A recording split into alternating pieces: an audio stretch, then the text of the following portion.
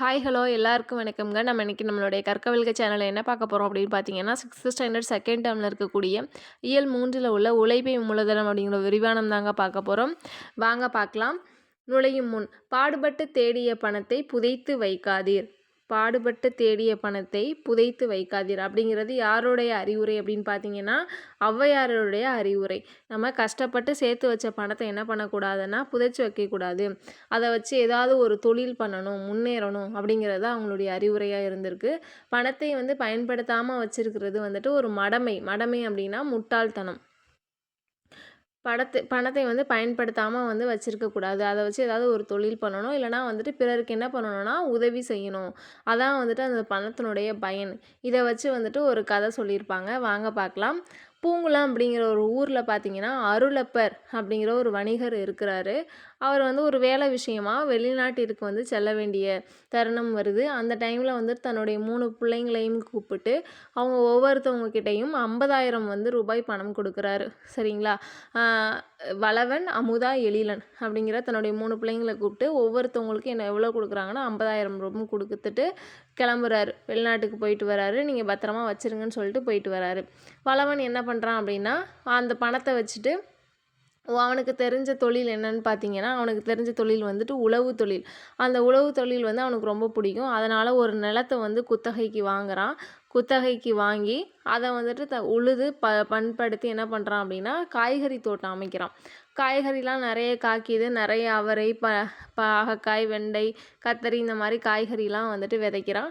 காய்கறி விதைச்சதுக்கப்புறம் அதை விற்பனைக்காக என்ன பண்ணுறான்னா நகரத்துக்கு எடுத்துகிட்டு போகிறான்.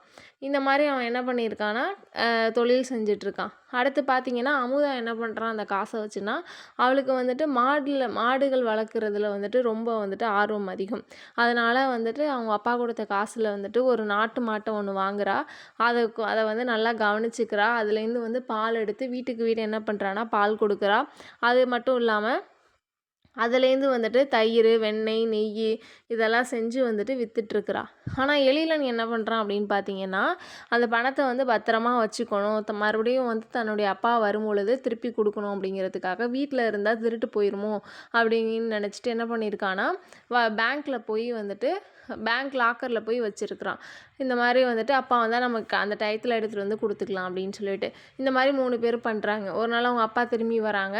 வளவனை கூப்பிட்டு, எங்கப்பா நான் கொடுத்த காசுன்னு கேட்கும் பொழுது அவன் சொல்கிறான், நான் தொழில் செஞ்சு வேளாண்மை செஞ்சு நான் அந்த பணத்தை ரெட்டிப்பாக்கியிருக்கேன்ப்பா, இந்தாப்பா நீங்கள் கொடுத்த பணம் அப்படின்னு சொல்லி கொடுக்குறான்.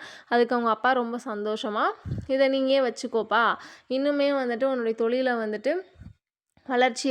வளர்ச்சி பண்ணிக்கோ, அடுத்த ஸ்டேஜுக்கு கொண்டு போ அப்படின்னு சொல்லிட்டு கொடுக்குறாங்க. அடுத்து அமுதா கிட்ட கேட்கும் பொழுது, நானுமே மாடு வாங்கி பால் விற்று ரெட்டிப்பாக்கி வச்சுருக்கேன்ப்பா அப்படின்னு சொல்லும் பொழுது ரொம்ப சந்தோஷமாக, என்னுடைய பரிசாக நீங்கள் வச்சுக்கோங்க அப்படின்னு சொல்லிட்டு 2 பேர்ட்டையுமே சொல்கிறாங்க.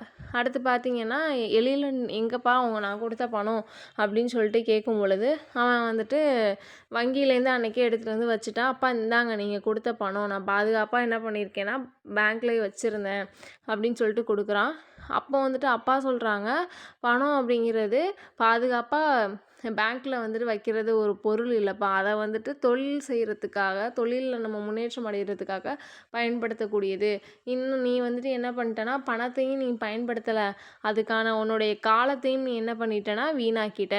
நீ இனிமேல் என் கூட விவசாயம் நான் தொழில் செய்யும் பொழுது என் கூட இருந்து நீ எப்படி நான் தொழில் செய்கிறேன்னு சொல்லி நீ கற்றுக்கோ அப்படின்னு சொல்லிட்டு அவங்க அப்பா சொல்லுவாங்க. இதுலேருந்து என்ன தெரியுது அப்படின்னு பார்த்தீங்கன்னா, பணத்தை பயன்படுத்தாமல் வச்சுக்கக்கூடாது. ஏதாவது ஒரு தொழிலுக்கு பயன்படுத்தி வாழ்க்கையில் முன்னேறணும். சரிங்களா? இந்த வீடியோ பிடிச்சிருந்தா லைக் பண்ணுங்கள், ஷேர் பண்ணுங்கள், கற்கவல்க சேனலை சப்ஸ்கிரைப் பண்ணிக்கோங்க. தேங்க்யூ.